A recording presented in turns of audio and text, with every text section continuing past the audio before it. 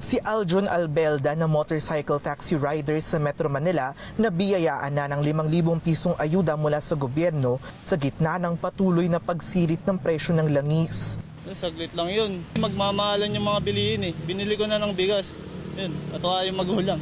Pero may mga nakakwentuhan rin siyang mga kapwa rider na bigo makatanggap ng tulong pinansyal. Ayon kay Social Welfare Secretary Rex Gatchalian, marami silang nakausap na apektadong benepisyaryo na nakita naman sa listahan ng pangalan pero itinuring na delivery o courier rider kaya di sila nakasabay sa schedule ng cash aid payout. Naapektuhan rin ang datos ng service delivery riders dahil 30% ang naisama sa unclaimed list.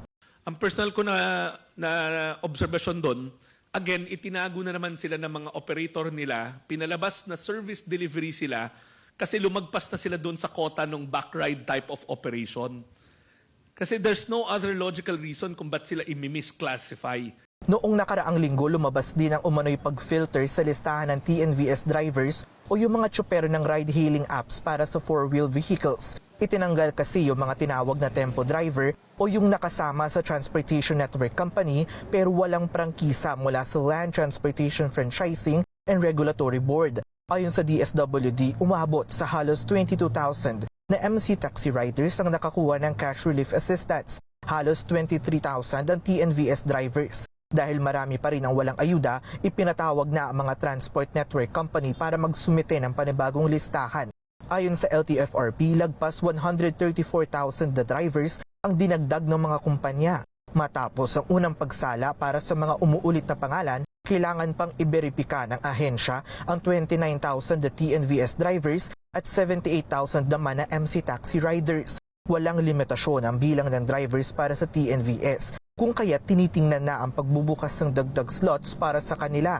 Pero paliwanag ni LTFRB board member Greg Puwa, pinaghahatian ng tatlong MC taxi company ang rider cap na 52,800 slots dahil under pilot implementation pa rin ang kanilang operasyon. Iimbestigahan na ito para sa mga posibleng violation at kung ano ang kaukulang penalty. Kung wala pong franchise, walang PA, considered pong colorum yung. Bawal na bawal po sa mga TNCs na mag-onboard po ng colorum.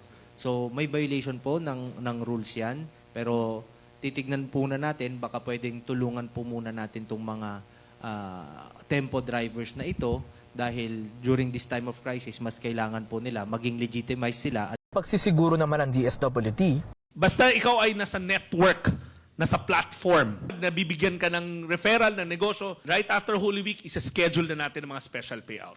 matapos ang Semana Santa, tuloy-tuloy din ang pamimigay ng ayuda sa mga driver at operator sa labas ng Metro Manila. Tinatayang masisimulan ito sa April 8 sa mga tricycle driver dahil sila ang may pinakamalaking bilang sa sektor ng transportasyon. Pinapasumite na ang updated na listahan ng mga tricycle driver habang pinupulong naman ng mga asosasyon ng mga tsoper at operator ng jeep para masuyod ang mga benepisyaryo. Nangangamba naman ang ilang MC taxi riders at baka mangyari din sa kanila ang naranasan na problema sa NCR. May binigay kasi sa amin link, bawat platform may halimbawa ito, may link ng Quezon City. Tingnan mo yung listahan mo doon. Nung binuksan ko, wala man Rizal. Kaya hindi na ako hanapin pa kasi wala nga Rizal eh. Wala nga yung Laguna, wala rin yung Bulacan. Unangamba kami, baka wala kami sa listahan. Kumbaga ano yung dapat namin gawin. Sa probinsya kami naka-address, pero sa Metro Manila kami bumabiyahe.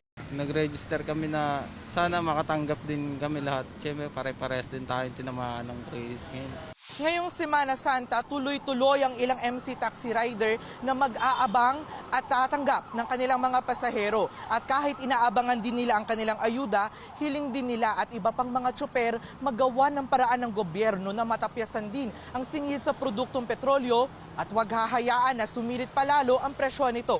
Para sa impormasyong napapanahon at on-demand, Jello Mantaring, Newswatch Plus.